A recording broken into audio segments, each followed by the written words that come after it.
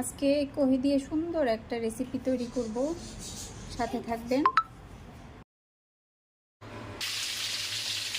আসসালামু আলাইকুম, কেমন আছেন আপনারা সবাই? আলহামদুলিল্লাহ আমি ভালো আছি। চিংড়ি মাছ আছি। এখন দিয়ে দিলাম স্বাদ মতো লবণ,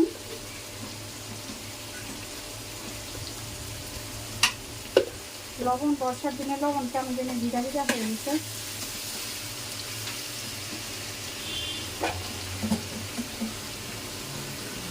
এখন পেঁয়াজ আর চিংড়ি মাছটা আরেকটু ভাজা ভাজা করে নেব।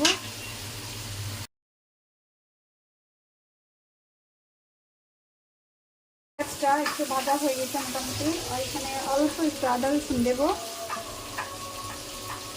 অল্প দিলাম। এখানে কিন্তু আমি কোনো পানি দেব না। এখানে রসুন দিয়ে দিলাম, একটু থেতো করা রসুন। এখানে অল্প একটু হলুদ গুঁড়ো দিয়ে দিলাম, একটু জিরের গুঁড়া। সব মশলা কিন্তু আমি অল্প অল্প দিচ্ছি। আর আমি লাল মরিচ, যে আমার মশলাগুলো ভাজা হয়ে গেছে, এখন আমি এখানে যে কহিটা দিয়ে দিলাম। কহি থেকে আমি নেচে কিন্তু পানি উঠে, এই জন্য আমি এখানে কোনো পানি ইউজ করিনি কষানোতে। এখন এটা আমি আস্তে আস্তে ভাজা ভাজা করে নিলাম, কিন্তু এটা খোলা করে রান্না করবো, কারণ ঢেকে দিলে পানি উঠে যাবে। অল্প আঁচ দিয়ে আমি আস্তে আস্তে রান্না করে নেব।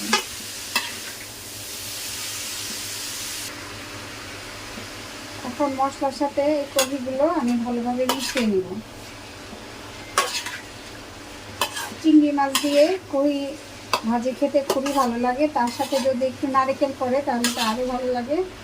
আজকে আমি নারকেল দেব না, আরেকদিন নারকেল দিয়ে রান্না করব।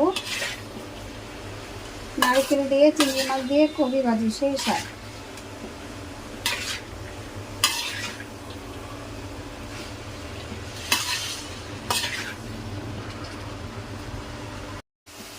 কপি ভাজিটা প্রায় হয়ে আসছে, আর একটু ভাজা ভাজা করব। এখন আমি কাঁচামরিচ দিয়ে দেব।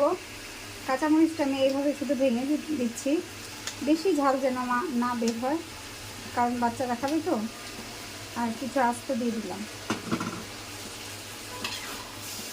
আর একটু ভাজা ভাজা করে নামাই নেব।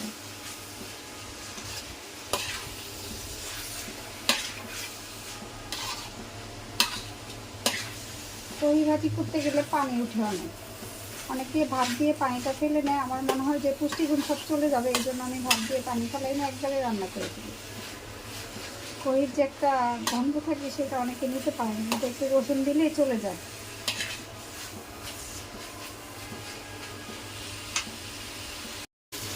এই ধনে পাতা দিয়ে দিচ্ছি হাতে ছিঁড়ে ছিঁড়ে।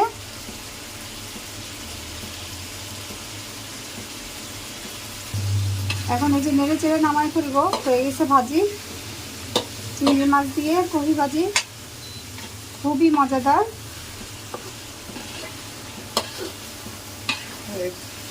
কেমন হয়েছে কমেন্ট করে জানাবেন।